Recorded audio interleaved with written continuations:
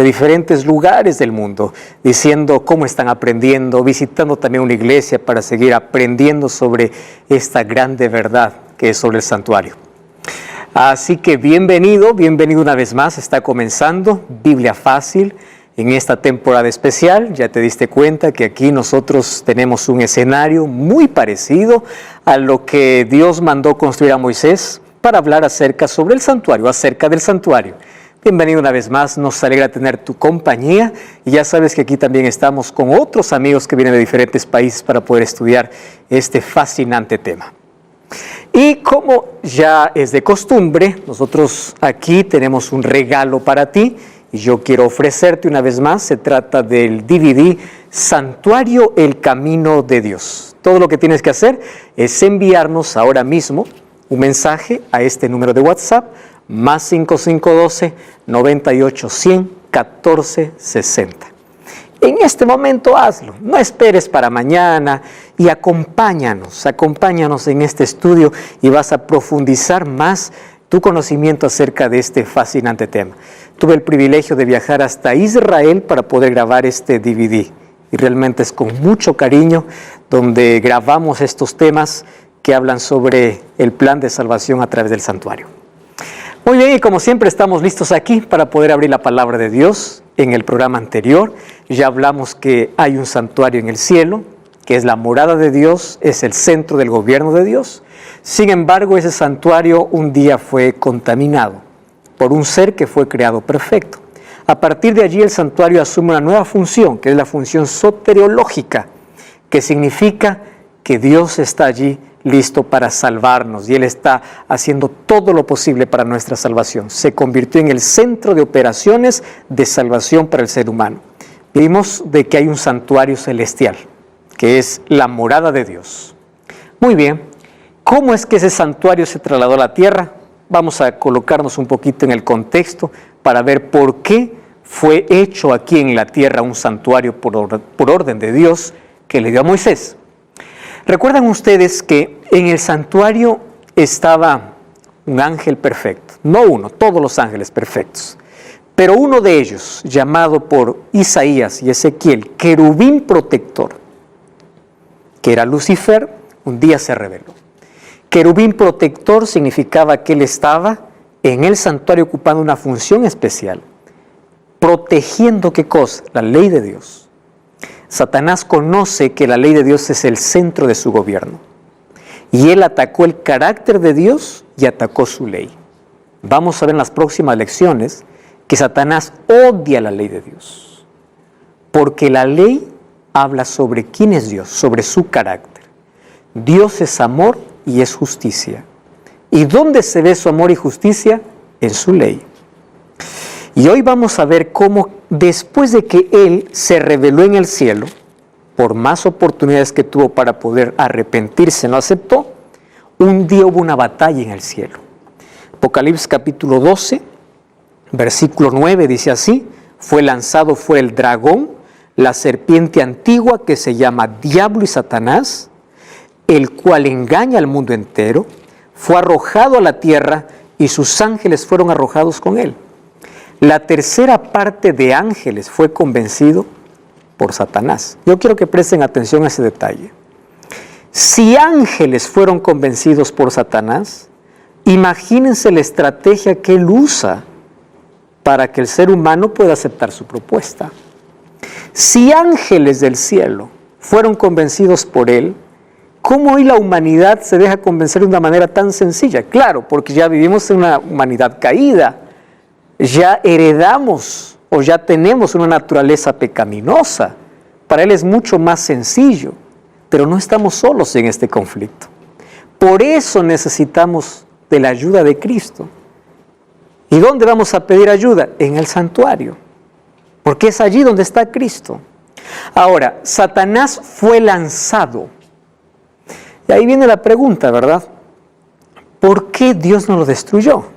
No sé si ustedes se preguntaron alguna vez. Nos hubiésemos evitado todo este problema. Se rebeló, Dios dice, ¿sabes qué? Este rebelde va a ser destruido. Si Dios hubiese destruido, probablemente no habría pecado hoy, no habría sufrimiento, no habría muerte. Esa es una de las preguntas, de los cuestionamientos que muchos ya se hacen. ¿Por qué Dios nos destruyó? Recordemos que Dios creó el universo y el universo no es este planeta.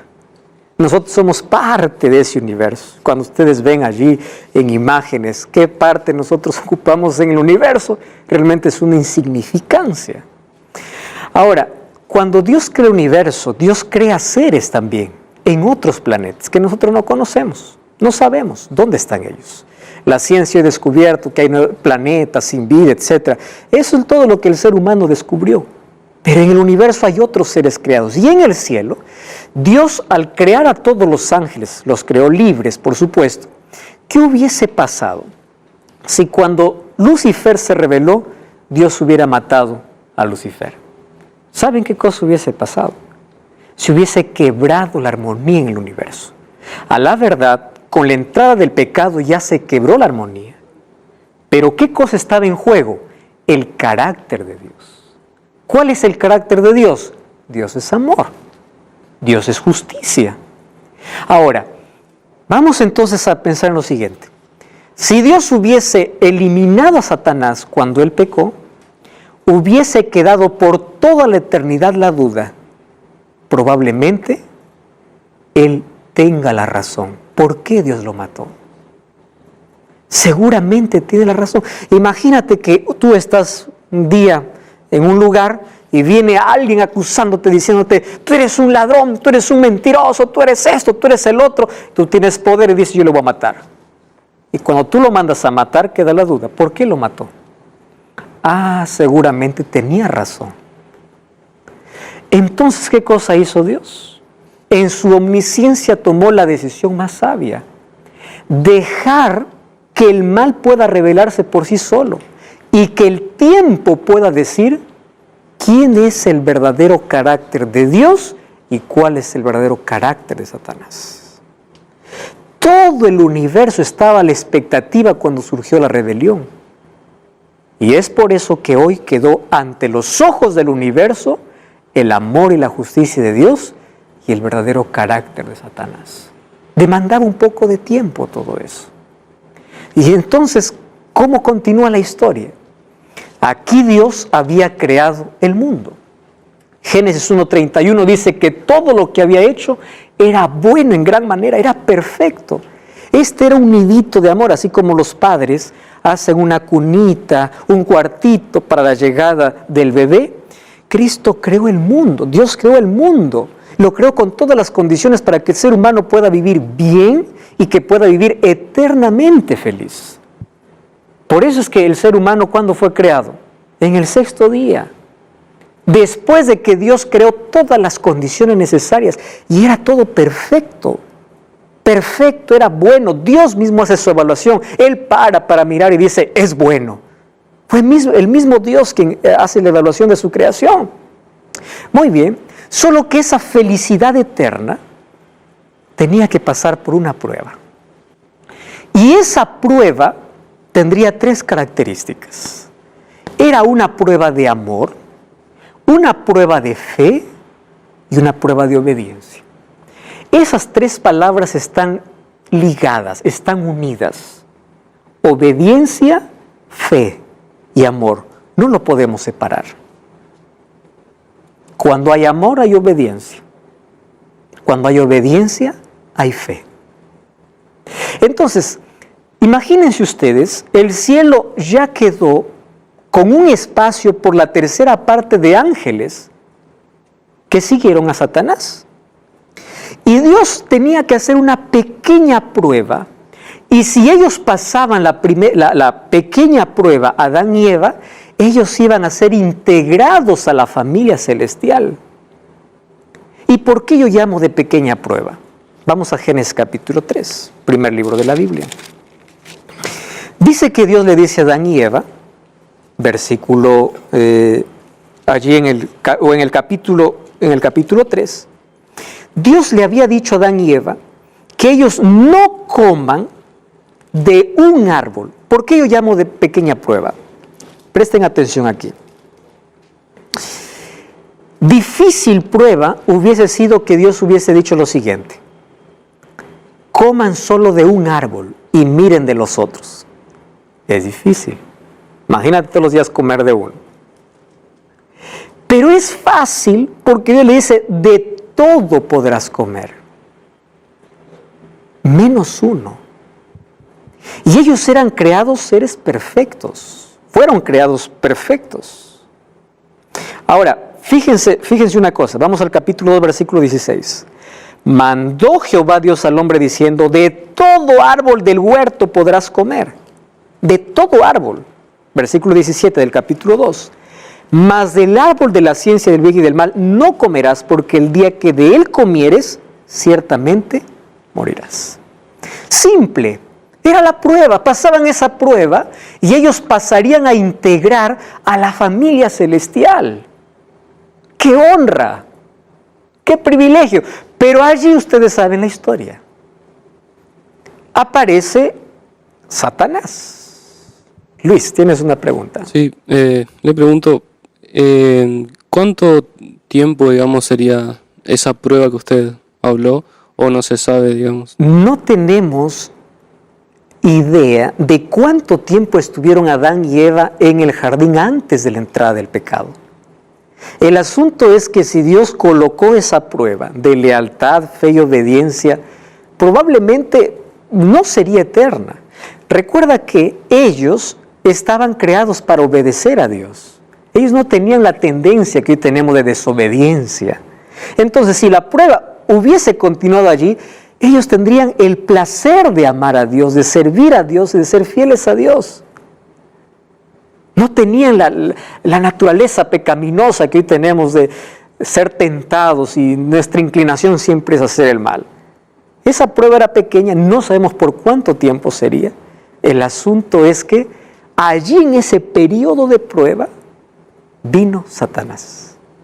Y me llama la atención un detalle. Vamos al Nuevo Testamento. Segunda de Corintios 11:3. Miren lo que dice el apóstol Pablo. Segunda de Corintios capítulo 11, versículo 3. Dice así: pero temo que como la serpiente con su astucia engañó a Eva. ¿Qué cosa usó el diablo? Astucia. Él es muy astuto y sutil. ¿Cómo lo hizo? Dice el versículo 3. Vuestros sentidos sean de alguna manera extraviados de la sincera fidelidad a Cristo. Voy a hablar un poquito de la astucia. Ustedes saben que el diablo no ha cambiado de plan, pero el ser humano siempre cae en el mismo. Su plan tiene más de 4.000 años, porque más o menos hay más de 4.000 años desde la creación hasta acá. El mismo plan. ¿Qué cosa usa? Él es estratega. Él no hace las cosas por hacer, él tiene un plan. Y él es astuto. ¿Cómo usa su astucia? Número 1, nunca da la cara. Siempre se disfraza. ¿Quiere arruinar la vida de alguien? Él nunca da la cara, se disfraza. Arruina la vida de una señorita tras un chico lindo. Arruina la vida de un ser humano que está buscando un poco de placer tras una botella de licor, que probablemente después viene a ser sabroso y nunca da la cara, nunca da las consecuencias, la enfermedad, el problema. No, siempre se presenta en una caja bonita, siempre se presenta en algo bonito. Y usó la serpiente porque la serpiente no es como lo que hoy conocemos, era el animal más lindo que había en la creación. La serpiente volaba, no se arrastraba. Recuerden que él se arrastra después de la maldición que Dios le da. Le dice, te arrastrarás y polvo comerás. Eso después de la maldición. Pero antes no se arrastraba. Era el animal más precioso. Número 2. Él siempre tergiversa la verdad. Ojo con la astucia. Vamos al capítulo 3, nuevamente de Génesis. Miren lo que dice versículo 1. Dijo a la mujer, con que Dios ha dicho de todo árbol del huerto no podréis comer. Usa la verdad, pero ¿qué cosa hace? Lo cambia. Ustedes no se sorprendan cuando haya pastores que usan la Biblia para cambiar, líderes que usan la Biblia cambiándola, instrumentos de Satanás que usan la palabra cambiándola. ¿Dios había dicho que no coman de todo árbol? No, pero Él usa parte de lo que Dios dijo para sembrar duda. Cuando el diablo coloca duda, es peligroso. Ahora, no es peligroso dudar, es peligroso abrigar la duda. Tú puedes cuestionarte, tú puedes dudar, pero cuando el diablo consigue colocarte duda en la mente, anda y confía en las promesas de Dios. Eso es fe. La fe desplaza la duda. La duda es un arma letal del diablo. Con que Dios os ha dicho, está usando parte de la palabra de Dios. Y otra cosa, ¿qué cosa usa? Los sentidos. El diablo usa los sentidos. Miren, ve. Primero, ¿qué cosa usó? El oído, porque la serpiente hablaba. ¿Qué más usó Satanás? La vista, porque Eva, ¿qué cosa? Vio el fruto. ¿Qué usó? El paladar, porque Eva comió. ¿Qué cosa usó? El tacto, porque Eva tuvo que recibir. ¿Qué cosa usa? Sentidos.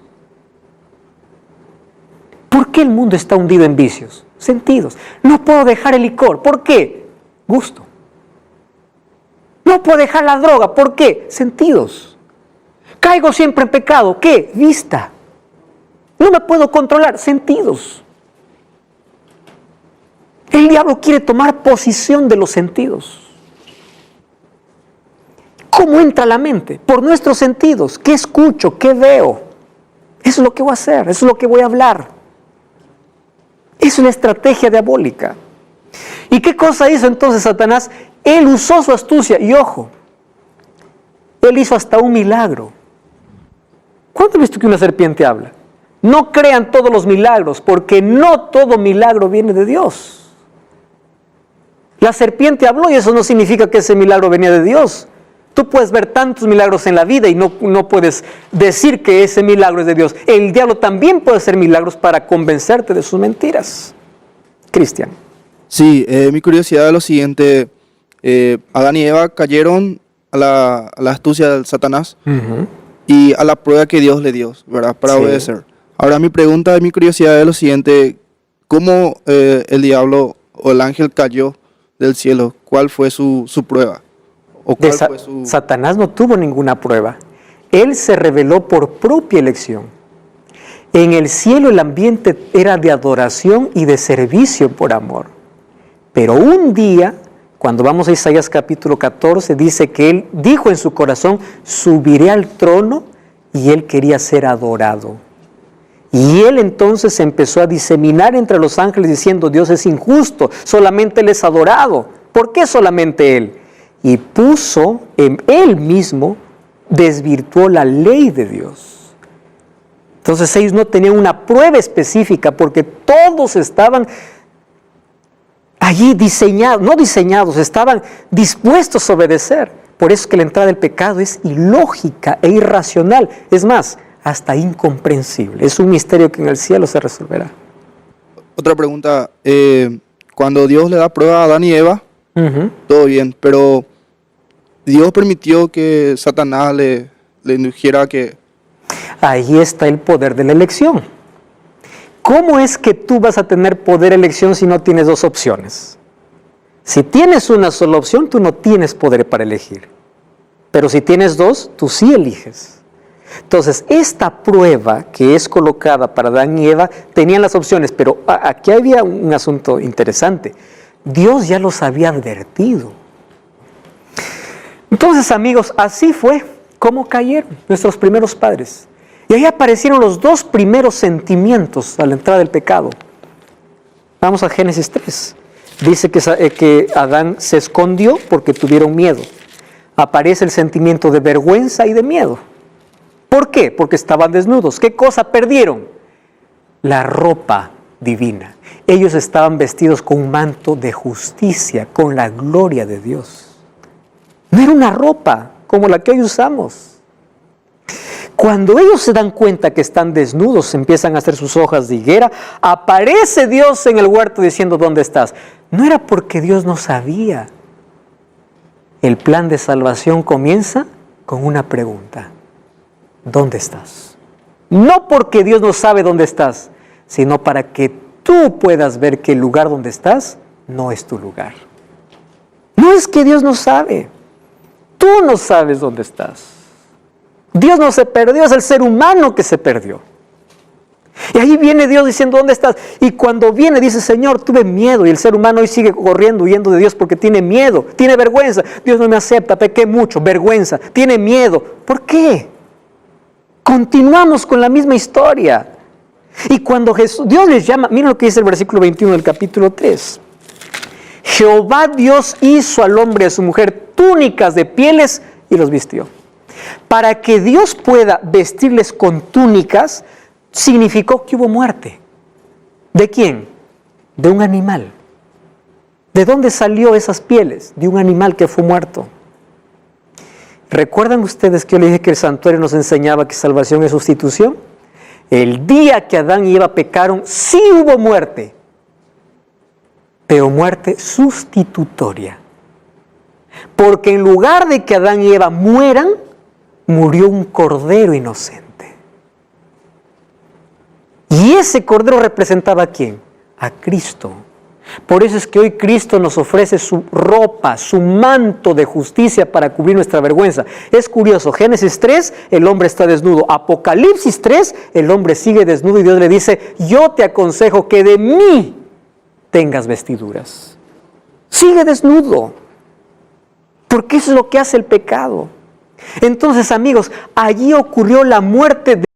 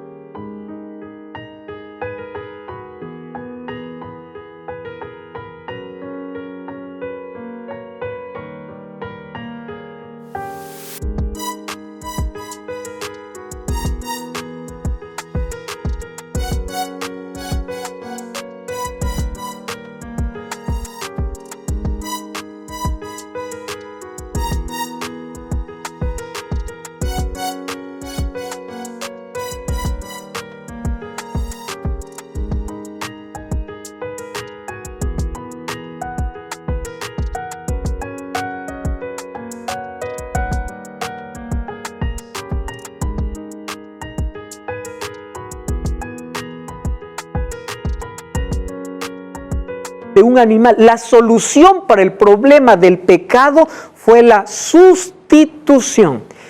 Tú y yo merecemos morir, pero allí se colocó Dios y dijo, yo voy a morir. Yo voy a tomar tu lugar. Imagínate el dolor de Adán y Eva al ver un animal inocente muriendo en su lugar. Sustitución. Y a partir de allí comienza un camino de sangre. Mas eso era un plan que Dios ya había establecido en la eternidad. Luego Dios les llama para hacer un juicio. Y allí aparece en Génesis capítulo 3, versículo 15, el primer juicio. Miren lo que dice 3:15. Pondré enemistad entre ti y la mujer, entre tu simiente y la simiente suya. Este te dirá en la cabeza y tú le herirás en la calcañar. Estaba Dios, Adán, Eva y la serpiente. Y Dios hace un juicio y le dice,